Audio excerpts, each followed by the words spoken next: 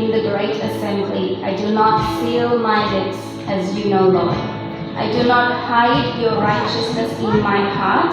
I speak of your faithfulness and salvation. I do not conceal your love and your truth from the great assembly. This is the words of King David.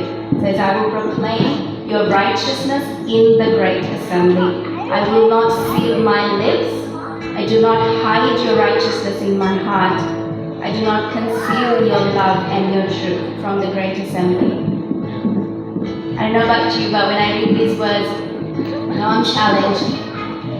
Sometimes we can love the Lord and follow the Lord and just worship the Lord, but because we're so conscious of what is happening around us, in community prayer like this, we can try and do it all internally. And I think there's nothing wrong with that. But there's an invitation from the Lord to proclaim His righteousness out loud, to not hide the love in our hearts, to not hide the truth in our hearts, but to proclaim it. Because when we are praising boldly, it is God that we are honoring. It is God that we are glorifying. It is not ourselves.